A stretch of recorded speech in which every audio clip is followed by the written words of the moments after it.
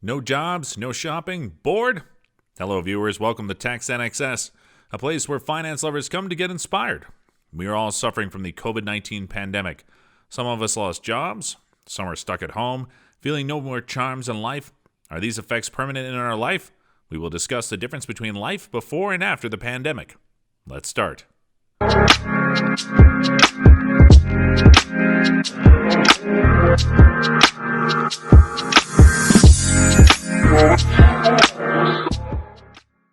We were enjoying our life, busy at work, fun, shopping, and other activities of our choice. Then suddenly, from China, we heard about the outburst of a pandemic.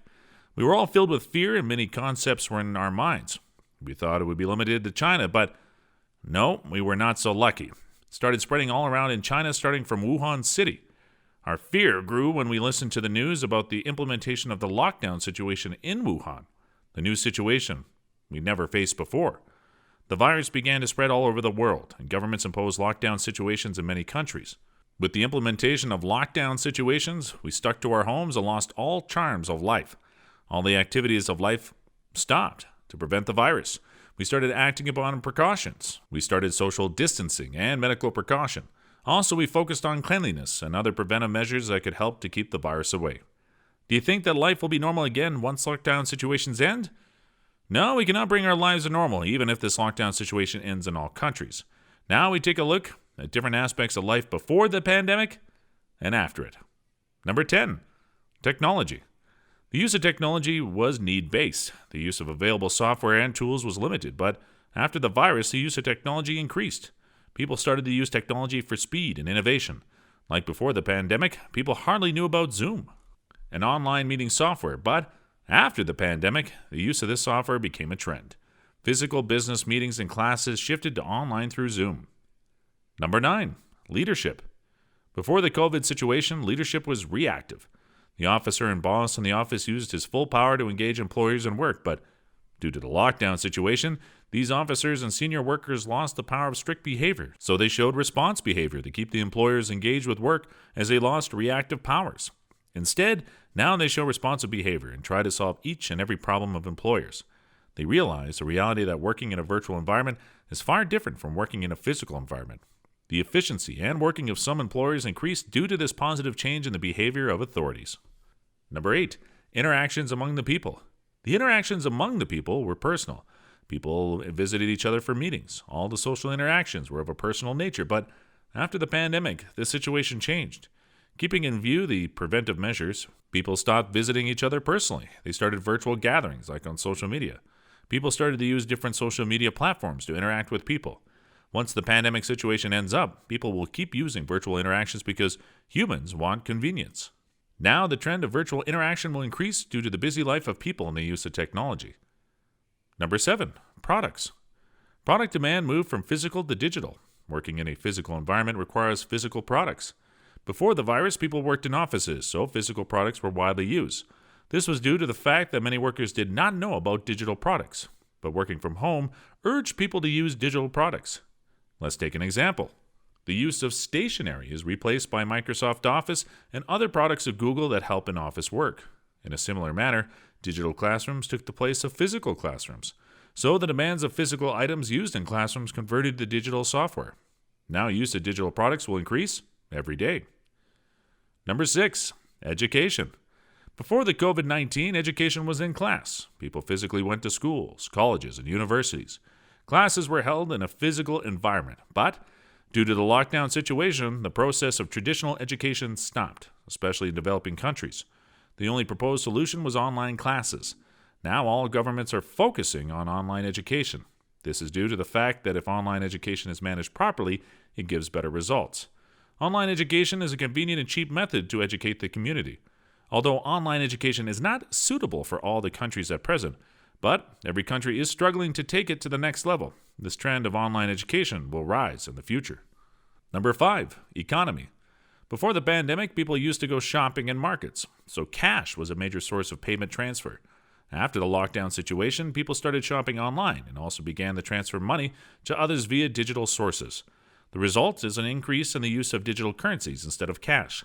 The dominance of cash is decreasing day by day. Looks like people prefer to become a cashless society. The reason behind this trend is easy, and at minimum, fee transfer of digital currencies. This trend promoted cryptocurrencies like Bitcoin, Ethereum, and Ripple. We see a bright future for digital currencies. Number 4, shopping. The important part of living, shopping. People used to visit shops physically and purchase goods. The way of buying was complex and time-taking. Online purchase changed the meaning of shopping. People did not prefer online shopping, but after the lockdown situation, online shopping started to grow. The people stuck at home started purchasing the goods online. Due to pandemic precautions, people did not want to interact with each other. Through online shopping, one can purchase a good and get delivered at the doorstep without physical contact. People like to purchase goods without the fear of being infected. Many businesses moved from physical to online with the trend.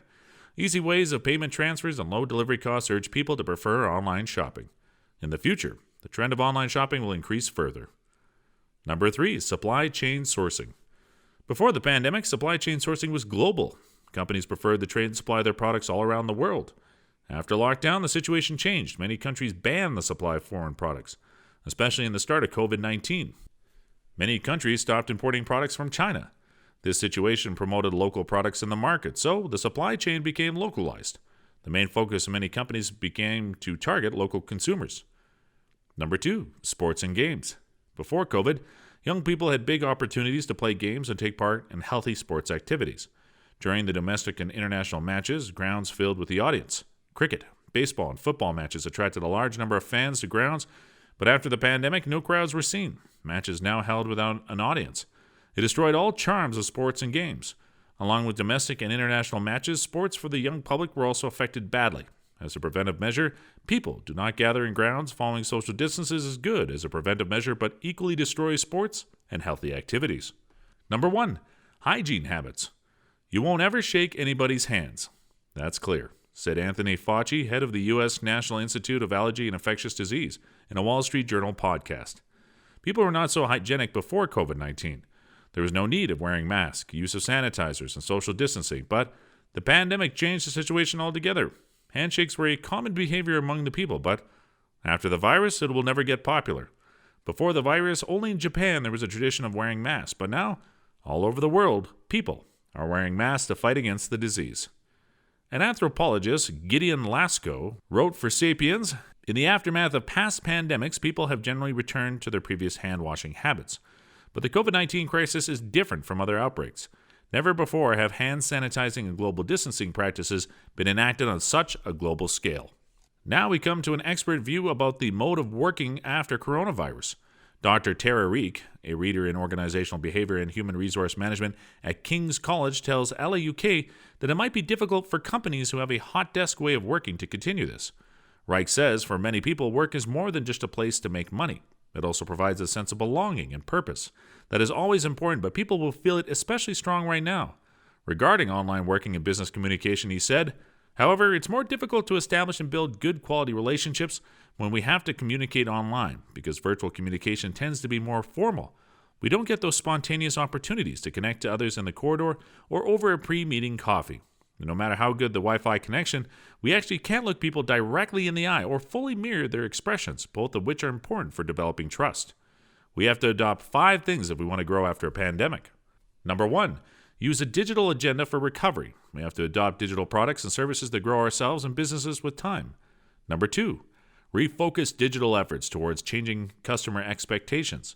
Customers now do not need only products, but care and emotional behavior from sellers. Number 3, use new data and artificial intelligence to improve business operations. Data is a new oil, and artificial intelligence is a refinery to get results. Number 4, selectively modernize technology capabilities. There is a need for recruiting additional digital talent and accelerating digital upskilling of the entire organization. Number 5, increase the organizational drumbeat. Remote working can help organizations move at a faster clip as companies tap into new labor pools and specialized remote expertise. The pandemic has also seen people unite for the common good, whether that be fundraising and volunteering for the most vulnerably affected by the crisis or increased respect for frontline workers. It would be refreshing if this lasted. We want to go back to the life of beauty, a life where we could enjoy traveling, go to our friends and people who were close to us, but we find no way to go back. Only there is one thing: if COVID-19 disappears, we'll be able to live freely, but with changes in our lives. The changes that COVID brought to us. Besides these all changes, we expect a good future after the end of the pandemic with the freedom to live. No way to reject the changes. We only have to adopt certain things to evolve. Did you adopt the changes, or are you going to adopt? Express your feelings in the comments. And thanks for watching it. Smash the subscribe button to keep you connected with the channel.